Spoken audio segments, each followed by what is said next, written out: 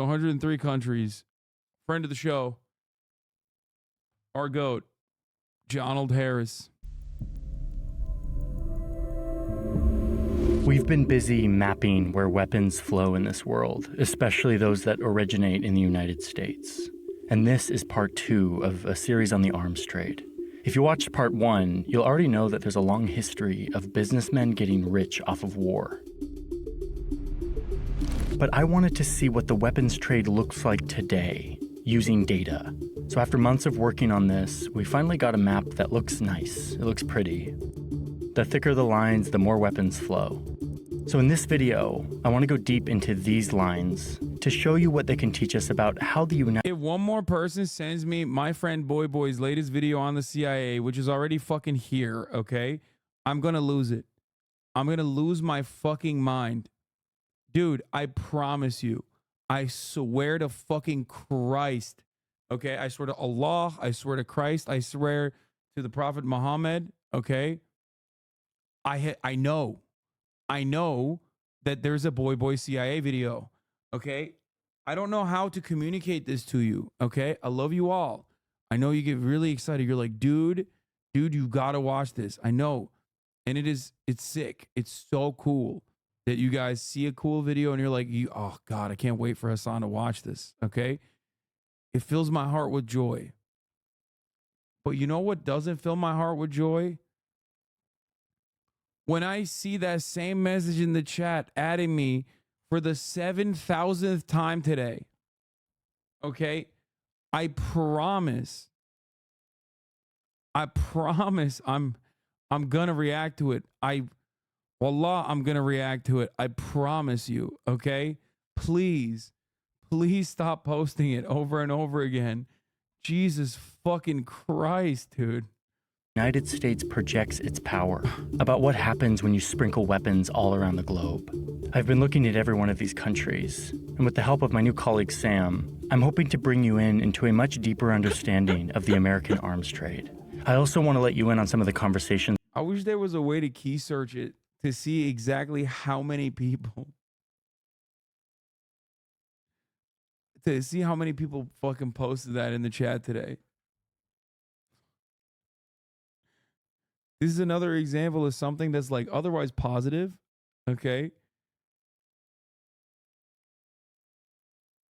This is another example of something that's like otherwise positive, something that's like actually good for the stream. You know what I mean? If I hadn't seen it. Versus like after the 7,000th time I've seen it, I'm like, oh my God. I've been having with experts in this field, which for me was very helpful in decoding all of this. Hello. I'm Jeff Abramson. I'm a senior fellow at the Center for International Policy. And I also lead something called the Forum on the Arms Trade, which is really where my passion is. I'm Bill Hartung. I'm currently a senior research fellow at the Quincy Institute for Responsible Statecraft. I've been working on arms trade issues since the 90s. Why do we sell weapons to other countries in the first place? I mean, at the most basic level, it is to promote peace and security. When we talk about the currency of international relationships, sometimes weapons become that currency. And what we desperately need is alternate currencies. Well, there's the textbook reasons and real reasons. You know, the Pentagon would tell you it promotes stability, it helps allies defend themselves. So there's this kind of strategic argument, but it's really about if you believe the U.S. should be able to go anywhere, fight any battle, beat any adversary. It's kind of premised in a fairly militarized view of foreign policy. The United States sold weapons to 103 countries, and that's major weapons. Generally, whenever the United States provides weapons to another country, they have to agree on how to use them, and they're not supposed to use them to violate human rights. But it's hard to see the leverage that the United States can use with that government.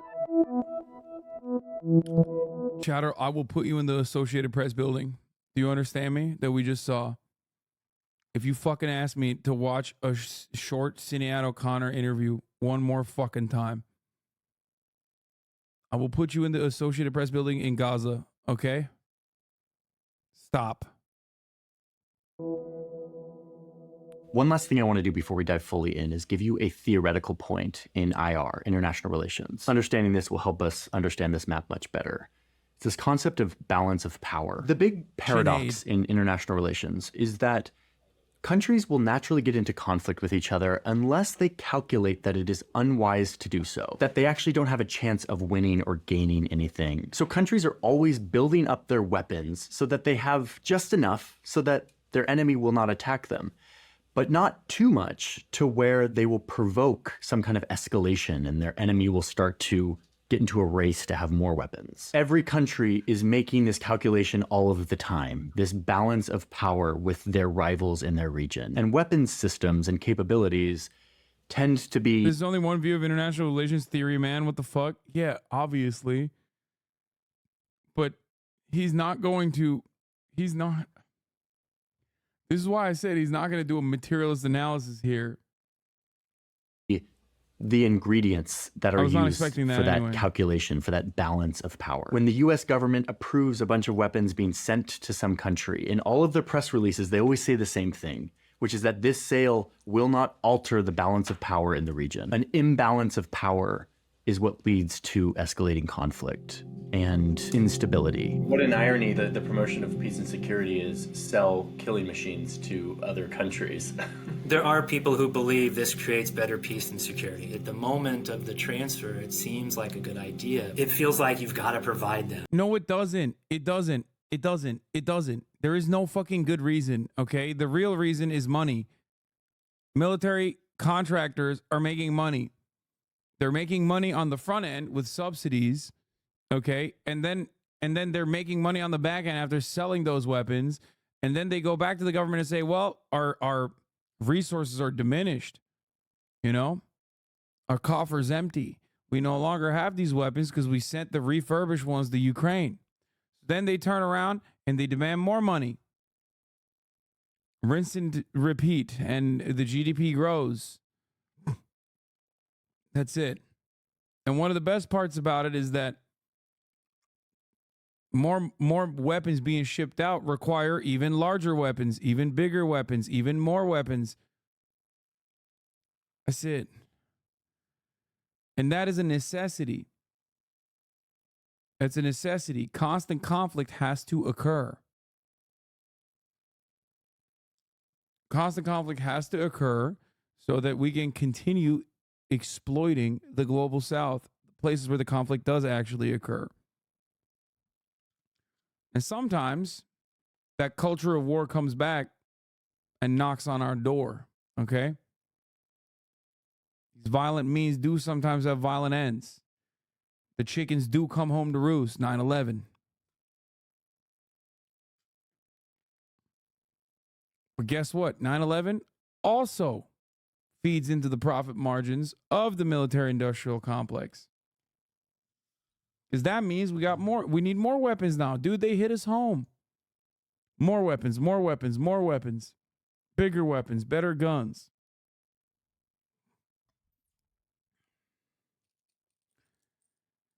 Dude, you're literally spoiling the whole video. I don't think he's going to talk about it like this because I think ultimately... I mean, I think it's ultimately silly to fucking talk about war and or weapon shipments overseas as like an objectively good thing.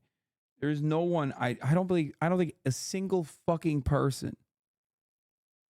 I don't think a single fucking person legitimately believes that. Or like, this is the only solution: is you put these weapons in this situation because we're out of options. The first takeaway from this is just what you can see immediately, that the United States has a massive presence all around the world. You could look at these lines as almost tentacles of US influence in almost every country on Earth, selling jets and guns and tanks and missiles and bombs and radar and helicopters in exchange for influence. I'd say at the real global level is this idea that if we are engaging in you in the arms trade, if you are buying weapons from us, we will have some say in how you act. But that's about all this map will show you. The US has influence all over the world. It's something we kind of know. I want to get a deeper understanding of what's going on with each of these lines, which is why I reached out to my good friend, Sam Ellis. Sam Ellis, creator of Search Party. Do you have time to help me out? Yeah, let's do it. Let's do it. Sam specializes in taking something that's complicated and giving us a better insight into it, helping us learn from it using design and visual language. So Sam's down here and we're going to figure out how to decode this map. There's a place that collects all yeah, of that's it. our guy.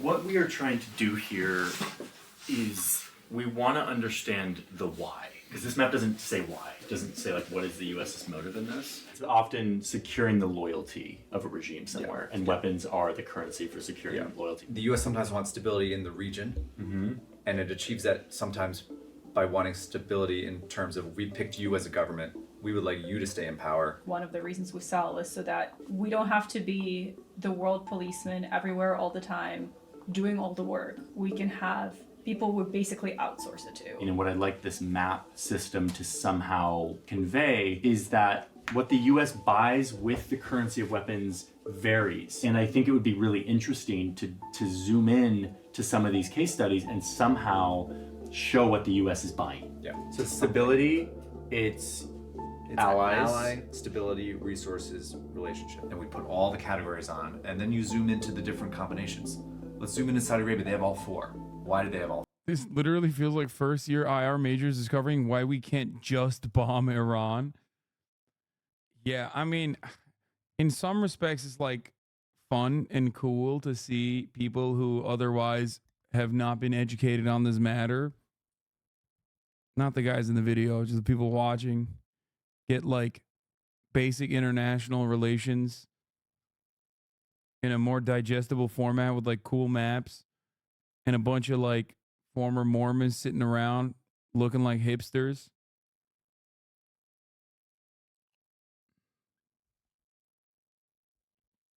All four. Uh. Let's go to Colombia. They have two. Why two? So when we zoom into these cases, we should be more descriptive and less analytical. So, like, what do you think the map is going to look like? Like, do you think that the most weapons are going to go to the countries with the most number of badges? Yes. At the end of the day, there is a deep underlying force in all of this, which is that the more weapons we sell, the more money they make. Yeah. And the people in this town want to make a ton of money. Okay, so the goal here is to take this map, which shows who the US is selling weapons to, and add what they're asking for in return. But that's a lot easier said than done. Because the US doesn't say exactly what it wants back for these countries in exchange for weapons, it's hard for us to make any definitive claims. But I think if we look at these countries' locations, they're... I think you need to look at America as like 10 companies in a fucking trench coat. And then a lot of this stuff will magically make a lot more sense. Okay? Because the American government doesn't operate with a higher purpose. It operates with a very simple purpose. And that is to, one, maintain global capitalism, and two, do it while earning a tidy profit for our mega corporations. The weapons manufacturers and the defense industry that's it. That's like the two primary industries. history and their relationship with the US, we can surmise that the US is asking for basically 5 main things: stability, alliances, friendship, help against an enemy or a rival, and vital resources. So we looked at the more than 100 countries that the US sells weapons to and tried to estimate what they could give the US in return. And then we mapped it.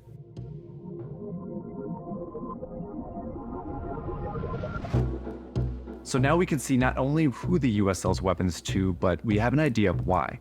And although this is based on subjective estimations by us, it's still useful to see that American weapons come with expectations, namely that these countries will help the US project its influence and its power all over the globe. So if we think of weapons as a currency, then the most common thing it's buying is friendship. Weapons are one of the most effective ways for the US to get other governments on its side. And so it's a goal of almost every weapons deal. But some countries have more to... Bro, there's nothing more Ameribrained. And I'm thinking about this from the framework of like domestic politics, where you talk about weapons as a commodity where you barter friendship on the other side of said commodity. Like, no wonder we're the most fucking gadded up country on the planet. Okay?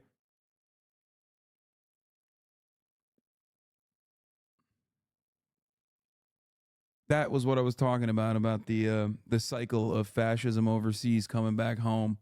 The chickens coming to roost. That's another impact of that. We have a very violent culture that props up this weapons manufacturing. And then that violent culture inevitably yields domestic policy for material reasons, like the AR platform. For those of you who are not as knowledgeable, the AR-15, a lot of that shit was in surplus after Vietnam. Conveniently, around that time frame, we started selling it domestically as well. And inevitably, in the last couple of decades, that became a symbol of Americanness. Okay? Why? Well, because we kept manufacturing it more and more. Why? Because one, it's pretty easy to shoot. Much easier than like handguns and stuff. But also, it has a shit ton. AR-15 during Vietnam. No, the AR platform originated off of isn't it the M16? I think it was the M16. Yeah. So anyway, the AR platform in and of itself, however, is also a very good gun for additional parts.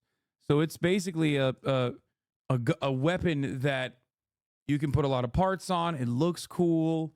There's a whole different cottage industry that specifically sells different parts, different kits.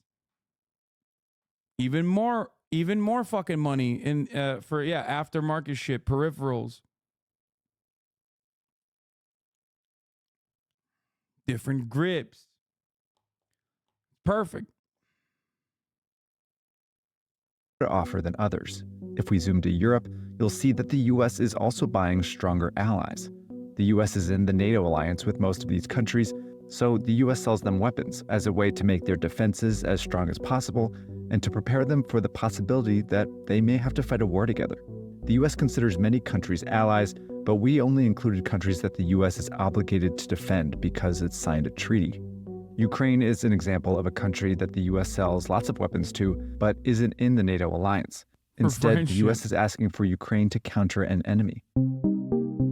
We've defined 4 countries as the main enemies or rivals of the US. The US often sells weapons to their neighbors as a way to fight a war against them or... Dog, be for real, man. North Korea?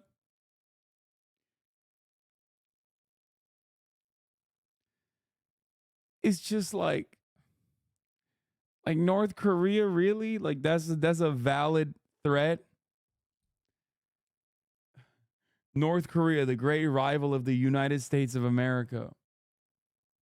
Yeah, M16 is very modular and easier to take apart than Korean World War II era rifles, along with smaller rounds compared to the 30-06. You can have 4 rounds of 5.56 for the same weight. Okay, dude, gun perverts. Deter them from starting a new one. Russia invaded Ukraine in 2014, and so the U.S. is selling Ukraine... It's like saying one of your rivals is a fucking kid. Yeah, what are we? We are the most Israel country, bro. Israel is so us. You know, their biggest rivals are like Palestinian babies, so... very America. And in exchange, the U.S. is stopping Russia from conquering it and other countries in the region. In the Middle East, the U.S. sells weapons to a number of countries as a way to counter its other enemy, Iran. The primary example is Israel, who gets a huge number of weapons from the U.S. But the U.S. also sells weapons to countries that control vital resources that it needs. In the case of Saudi Arabia and the Gulf states, that's oil. The only power the Democratic People's Republic of Korea is that they don't see ads at the top of the hour, unlike you motherfuckers. But if you want to also live the glories of being a part of the Iacha Republic, you know, Cholima on the wing type shit, all you need to do is subscribe for $5 or for free. Iacha! Yeah, the Jusha lives on. Here's the 3-minute break now. But a vital resource can also mean a strategic passageway, like the Suez Canal in Egypt, where a lot of the world's shipping goes through. By selling them weapons, the U.S. is asking these countries to protect and give it access to these resources. In Africa, the U.S. sells weapons to many governments, not just to secure resources, but also to try and make them more stable. War and coups have made many regions in Africa volatile and unpredictable.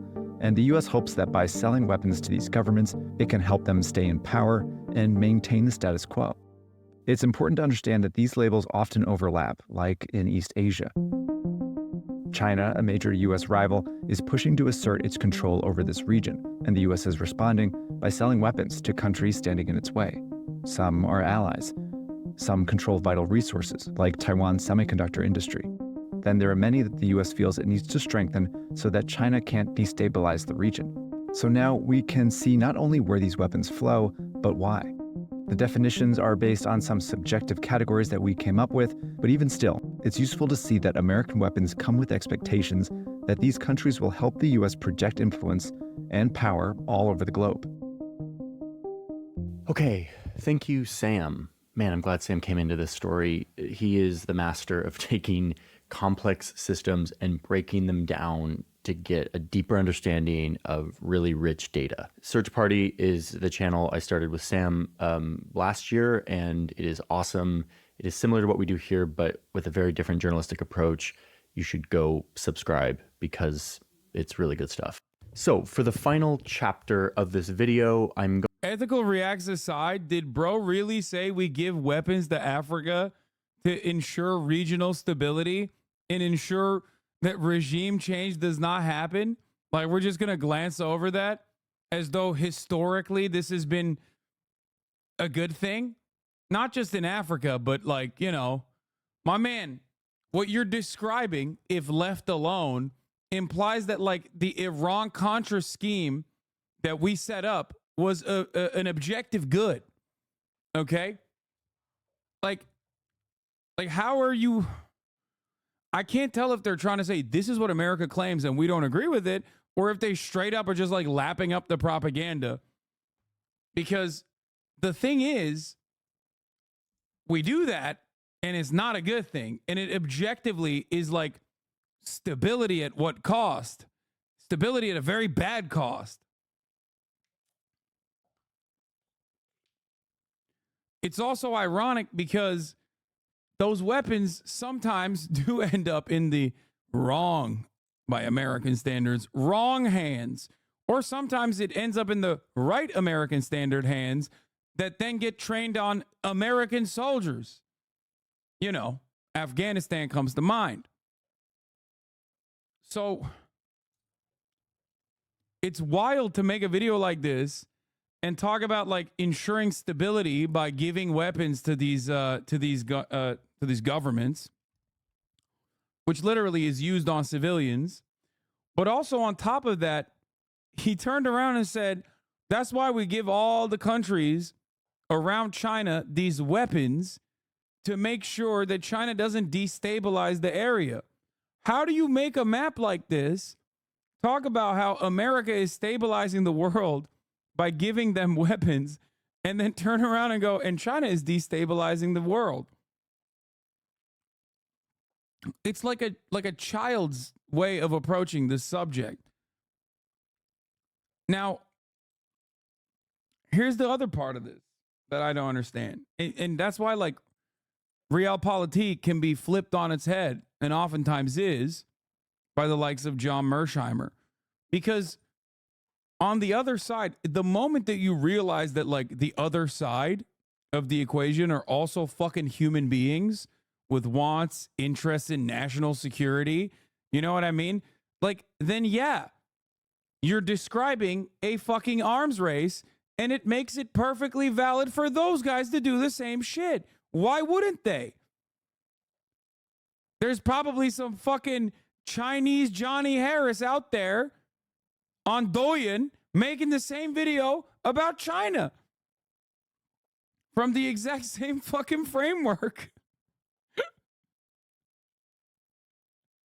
Like,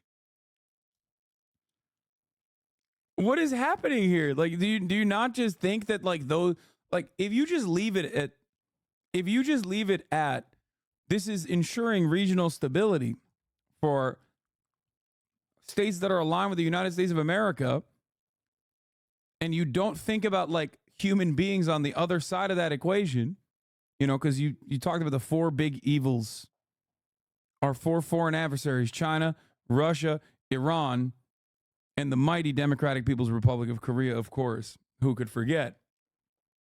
Okay, well, they got humans there too. They got a government there. That government has interests. They have the same exact principles. They want self-preservation. They want regional stability in their own direction. You know what I mean? So I guess it's fine. They're doing the same shit on their end, but might is right. We're doing it more, so we're correct. Is that what it is? You're clearly just jaded by your America bad take. Going to address something that many of you familiar with the arms trade are maybe thinking about right now, which is, does all of this actually work? If weapons are a currency for influence and the US is using that currency to buy stuff, to buy influence or stability around the world, does that actually work the way that the Pentagon and the United States government think it does? No, it doesn't. The doesn't. short answer is sometimes, but no, it never does, man. 9/11. Remember 9/11, 9/11, 9/11, 9/11, 9/11. No. Not really. Where weapons really do work is in keeping alliances strong. There's no question some countries welcome it, you know, realize like Korea and Japan and so forth, Australia, and it probably does cement those relationships, make it more likely they'll support the U.S. in a crunch. But when it comes to trying to use weapons as an incentive to get countries to behave the way you want them to, that's where it kind of starts to break down. And if other regional actors behaved in the same way that Russia does, you would have 10,000 Ukraines, okay? That's it. The only thing keeping this shit stable right now is Chinese inaction. If we're going to be real about it for a second, that's it. America keeps pushing it. And the only reason why Taiwan doesn't resemble Ukraine is because China is not retaliating or responding in the same way that Russia did. Because it would be objectively bad for everyone. That's it, though. And this isn't even me glazing up China. Okay? I know everyone's going to be like, oh, dude, fucking dick riding China again. Like, no, dude. Look at what they're... Look, when China does the exact same thing from the same framework that they're operating off of, they're doing regional stability.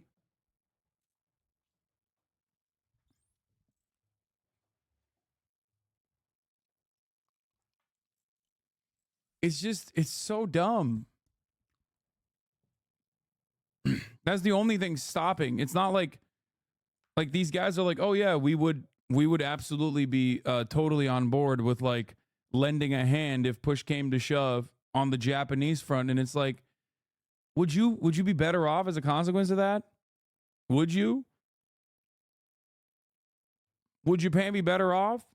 Would the Philippines be better off? No. the best case for this is Saudi Arabia. You can see on this map we give a lot of weapons to Saudi Arabia. The Obama administration approved loads of weapons transfers to Saudi Arabia, and in doing so, we had some strings attached. A big one being that those weapons could not be used to violate human rights. Or from the horse's mouth, genocide, crimes against humanity, grave breaches of the Geneva Conventions, serious violations of Common Article 3 of the Geneva Conventions, attacks directed against civilians who are legally protected from attacks or other war crimes as defined by 18 U.S.C. 2441. Translation, Saudi Arabia is not to use these weapons against civilians in any of their conflicts. And yet, as even in my lived up poli-sci class, the conclusion is that China is a power that is beneficial for the international order, but they just literally aren't America, so it's bad. Yes. Saudi Arabia has been waging this war against Yemen, they've done exactly that. It wasn't a war, it was a genocide. Come on, you just said it. You said it. Using American weapons. They've bombed hospitals, weddings, and even a school bus. And we know that this is American weapons because investigators and journalists have looked at the wreckage of these attacks. Yeah, that it's pretty obvious whose weapon it is when you can go through the rubble and find the fucking signed and sealed shell. And looked at the actual serial numbers, concluding that these are American weapons, that they flow through these lines. Although Saudi Arabia bombs, most people in Yemen view it as an American war. Because it is. Because it is. Arabia because it is. Slaughter people. Because Yemen, it is. There was sort because of it is. because it is an American war, because we are doing it, because we're giving the go-ahead, we're giving the weapons, we're turning a blind eye, we're defending them politically. We are the keepers of the international rule-based order, okay? However, we make the rules and we give the orders. That's just how it works. This notion of, well, they're an oil supplier, they're a bulwark against Iran, and those so-called larger strategic Same with fucking Israel. interests overrode the human rights imperatives. America's involvement in Saudi Arabia also goes beyond just like supplying them with weapons. We also engage in refueling operations for their fucking their jets, their fighter jets that are our fighter jets that we sold them. We also give them the precision guiding for their missile systems. We do everything. Shout out to Bellingcat, the open source investigative journalism project that helped uncover a lot of this stuff. So Saudi Arabia isn't obeying the conditions that we put on these weapons. And Congress tried to pass a resolution that said, why are the Saudis stopped it now? No, China, literally. China facilitated a cessation of hostilities between Saudi Arabia and Iran like a couple months prior to October 7. Yeah. Literally, that is true. That is objectively true. Look it up. Literally look it up. I'm not dick riding China. Just look it up. The American response to that was, oh, it's their problem now. Said that they were going to cut off some of this military aid that we were giving to Saudi Arabia. The problem is a lot of the power to approve these weapon sales rests with the executive, the president. So President Trump actually vetoed this resolution. And even under the Biden administration, even though there was a brief pause, the weapons have kept flowing, making it very clear that this leverage that the US thinks it has because it's the provider of all of these weapons is actually kind of reversed. Turns out Saudi Arabia has a lot more leverage than we thought. You know, the idea is that the United States is kind of captured. Bro, Trump said it best. Don't hate the player, hate the game, but he straight up said it. At a time when the media was significantly more contentious about arms trafficking that we were doing to Saudi Arabia, as there was a fucking genocide that Saudi Arabia was waging with our weapons, in the immediate aftermath of the Jamal Khashoggi execution by the Saudi government in an Istanbul Saudi embassy, okay? People were like, why the fuck are you still sending weapons to Saudi Arabia? Trump turned around and said, you have $10 billion? They're buying $10 billion worth of weapons. Do you got $10 billion? If they don't buy it from us, they're going to buy it from Russia. You got $10 billion? I'll give it to you right now. Are you the one buying $10 billion worth of weapons? He said it. He straight up fucking said it.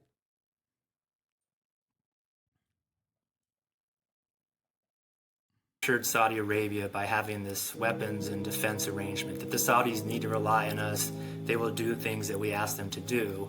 Or I think the opposite is... We have zero leverage over these countries. That's fucking not true, man. We do have leverage over these countries. It's called not giving them weapons and not giving them a political cover when they are engaging in genocide. It is ridiculous.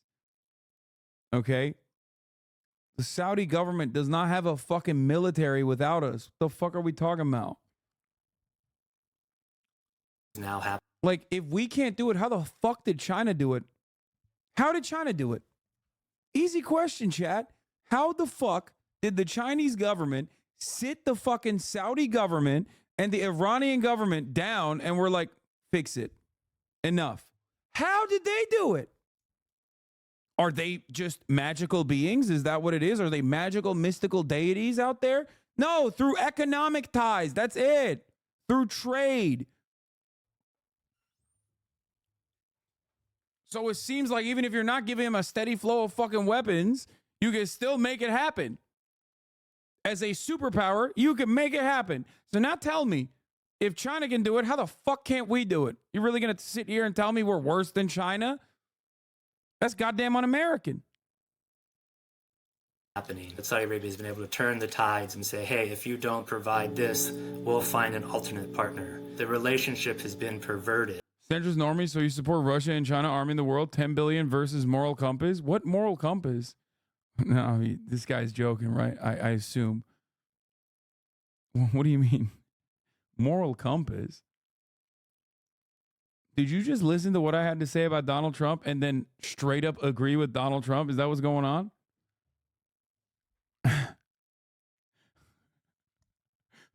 Excuse me. Do you not factor in our moral compass when Saudi Arabia does genocide with our weapons versus Saudi Arabia doing genocide with Chinese weapons? Hello? We're doing a gay genocide, okay? We're doing a genocide, but the weapons have the rainbow sticker next to it instead of the Chinese flag. Have you thought about that? Also, by the way, this we're not even talking about like how $10 billion of weapons that China is selling to Saudi Arabia. I don't know where that came from, but Okay, but Saudi Arabia is a monarchy. Maybe we have better luck influencing fellow democracies. So let's look at Israel, who receives more military aid from the United States than democracy. Any other country. I think Israel's the prime example of the lack of leverage that you would think. Oh my God. Ship me off in one of these fucking Mark 84s, dude. I just put me in one of them things, okay? I want to be laser guided. My man said we have no leverage with Israel. That is insane. That is insane. Okay. If we have no leverage with Israel, stop giving him weapons tomorrow. If we have no leverage with Israel, stop giving him weapons and also stop offering political cover. Why is there a multi-billion-dollar dedicated, not multi-billion, but like hundreds of millions of dollars in fucking in lobbying happening by AIPAC and Democratic Majority for Israel and many other groups if America just simply has no leverage? Why is the Israeli government trying so fucking hard to ensure a steady flow of weapons then? If we have no leverage, just stop. I like the we are small bean narrative here when we're talking about fucking giving weapons to Israel as they continue doing genocide. We're just small bean. And you know who else is the smallest bean of all? Fucking Israel. Israel is also a small bean. They're doing small bean genocide. Come on. A well-developed long-term weapons relationship would have. The US government has come out and said that they are not happy with the way that Israel is conducting its war against Hamas in the Gaza Strip. And yet, what we see here is an effort to push more military aid to Israel without any pause or withdrawal of these weapons transfers. And that's the reality of the arms trade, is that we can hope countries will take things into mind. We can... Fuck? No, man. No, there is no world in which this is how it works. Like, there is no... What the fuck? Hey, man, I know my bestie that I gave a lot of weapons to is like robbing banks, but I told him not to rob banks, okay? I'm still going to give him weapons, like more weapons. He said he's out of ammo. I'm going to give him some more ammo. And I'm going to defend him robbing the banks and be like, he didn't mean it. He really needs the money. But I'm still going to give him more arms, obviously. Duh. Fuck you mean? He just said he won't use it to rob the banks while he's robbing a bank. I know he called me from inside the bank, and it seemed muffled, like he had a balaclava on.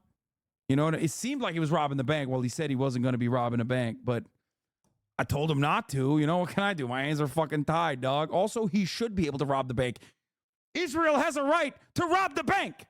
I mean, not Israel. My friend has a right to rob the banks, but also don't kill as many civilians next time you rob the bank. And if you're going to kill those civilians, maybe they were bad and they had it coming. Did you know 98% of bank tellers are terrorists? Just an unrelated fact that I wanted to, drop in here.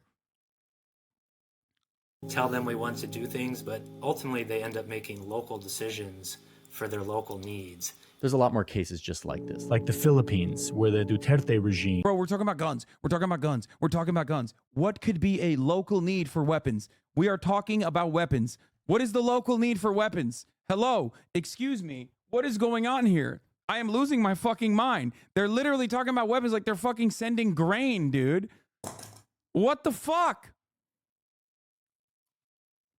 There's only one purpose for weapons, you dumb Ameribrain dipshits. It's to kill, okay? What the fuck? Holy fuck. Americans are so lost, dude. Has used American weapons to carry out a brutal war on drugs, murdering and jailing civilians in the process. What's confusing about this is that, in some sense, the weapons are working for US interests. We sell them these weapons, we give them these weapons, we buy their support in deterring our enemy. But in the process, these weapons that we use as our currency are used for other things that have nothing to do with deterring our enemy. And sometimes it gets really out of control, like we give a lot of weapons to Turkey, a NATO ally. Turkey will then transfer that to its proxies in Syria, who will use them to fight against American-backed rebels. Now, ask yourself, Johnny, ask yourself this question. If you arrived at this as a YouTuber who seemingly for the first time ever encountered International Relations 101 as a course, do you think the American government doesn't know that? Do you think it's a major secret for them? They're like, oh, fuck, I just watched this video from my favorite YouTuber, Jonald Harris, and I realized, damn, son, we're giving weapons to the NATO ally Turkey, which then are used against American assets and also American soldiers. Dude, what? Fuck, dude. Oh, fuck. We did it again, dude. Fuck. Oh, I hate that, dude. Shit.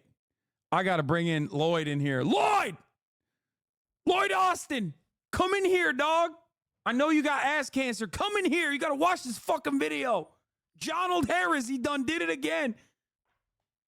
He fucking found it. Oh, shit, dude. My fucking bad. I can't believe that this happened again and again.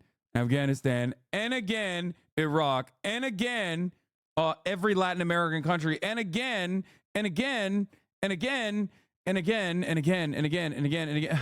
Oh, man. I just fucking hate this, dog.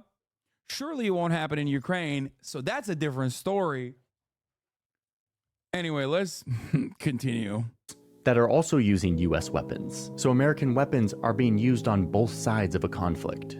It just feels a little bit like deja vu from the book that was written 100 years ago, stating that this was a problem, and it still kind of is. The other big issue with using weapons as your main currency for influence around the world is that weapons don't just go away. Back in the 80s, the CIA transferred a bunch of weapons to rebel fighters in Afghanistan who were fighting against the Soviets. Decades later, those same weapons were being used by those fighters and their descendants to fight against Americans who were then invading Afghanistan. Damn. Same thing happened in Libya. We gave a bunch of weapons. Dude, it was a big mistake. Once again, dude, you know, how do we keep doing this? Man, sure seems strange to me. Almost like it's a streamlined process.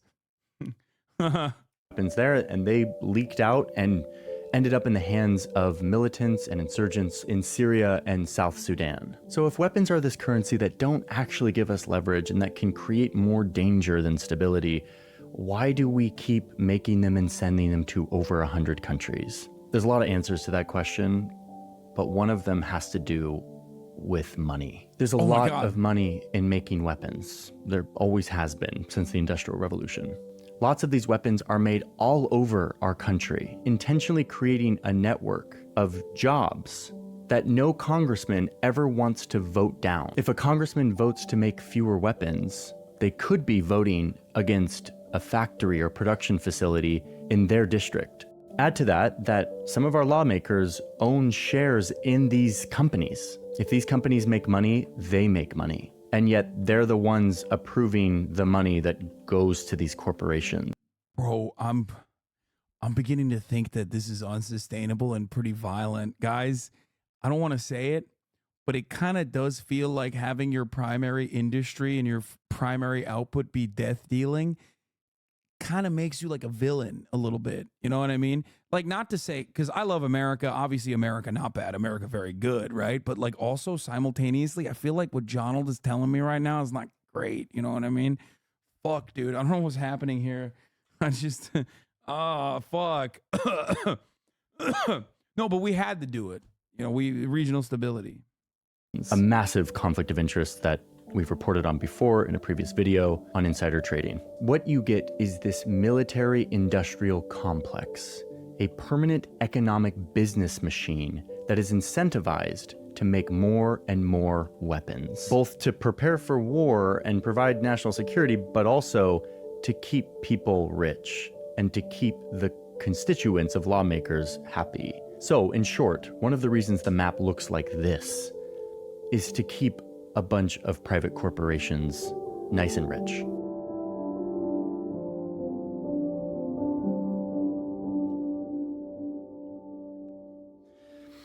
Okay. At the end of the journey, he's going to tie this to China. He has to. There is no way he lets it hang like this. He has to be like, and we have to do it because of China and Russia and the bad guys. There's no fucking way. Well, that is the end of a journey for now. It started with an old book that really piqued my interest and brought me in. Johnny Harris, this is my message to you. Read the works of Vladimir Ilyich Lenin, okay? Just peek into it a little bit. Crack open a bad boy. I'm sure there's a dusty ass version that you can find at your local Portland bookstore, okay? Fair trade, organically grown, touched by fucking communists. I'm just saying, if you're that malleable from one book, Johnny Harris reads the Jakarta method, everything changes. Big game changer for him. He's like, I was so wrong about all the times that I said things about NATO. Like, everything that I've been advocating for, I was in the end, I was wrong. To a history that I didn't know about. And through this process, I feel like I've been able to draw a linkage between this history and how it works today. How for-profit... No, Parenti doesn't fit the bill. It has to be old and dusty, okay? Like, no, I'm not suggesting Chomsky. I'm not suggesting Parenti. I'm not suggesting any of that, okay? Vladimir Lenin. Very old, very dusty book, okay? Like, it will look so sick in his hands with a shit ton of Post-it notes attached to it. Okay?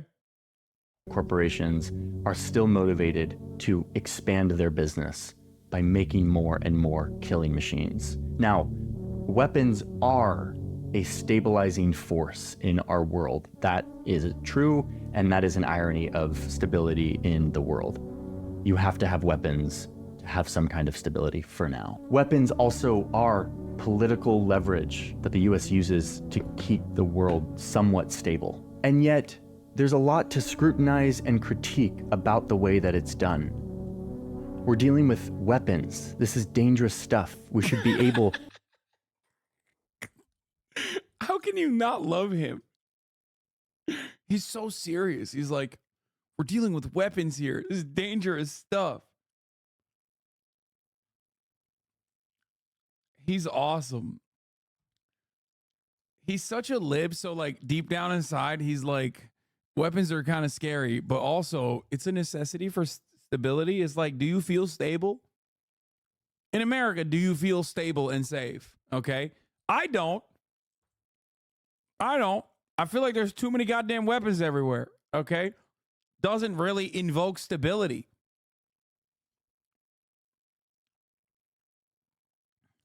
You feel me? Maybe he's on his journey, dude. I don't know. That shit would be poggers if he just becomes like a fucking rugged anti-imperialist diehard.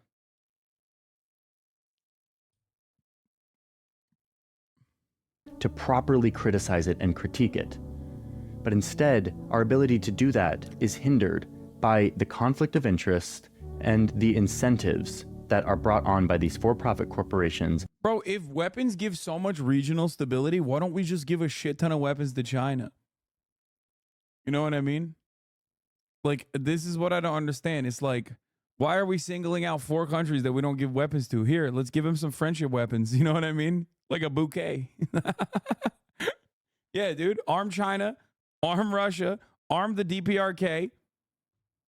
Or do you need to have a villain so that the constant cycle of weapons manufacturing continues?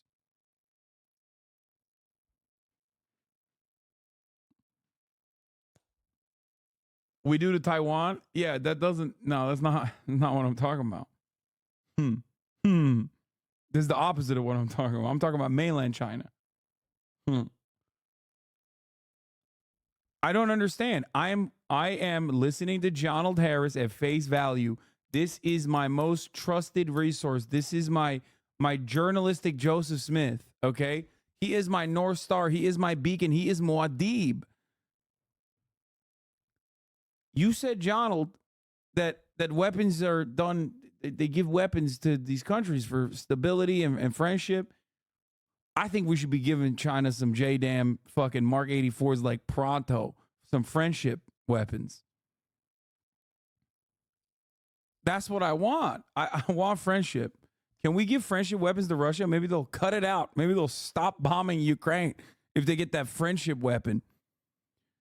Also, Palestinians. But that part I do unironically agree with. We should be arming the Palestinian population. We should be doing that. They need an Iron Dome more than Israel right now, okay? We need to give Palestine an Iron Dome right now. This very moment. Tomorrow we got to give them an Iron Dome.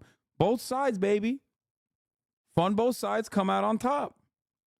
And their relationship to our lawmakers. To me, this is what's wrong about the system. It perverts our ability to actually look into it, to actually scrutinize it properly, and to actually make the best decision for the safety and stability of our world.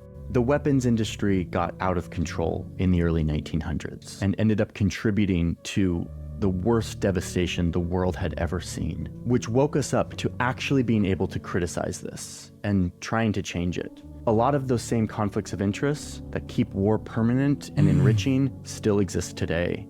And my hope is that it doesn't take another devastating conflict for us to wake up. Covering war and conflict is something I'm not going to stop doing. My goat, dude. Please keep doing it. I fucking love it when you do it, dog. All right, we're skipping. All right. So last month, we were on a flight with fellow Aussie YouTuber Friendly Geordies. Just a completely normal domestic flight, just regular old takeoff, and you're the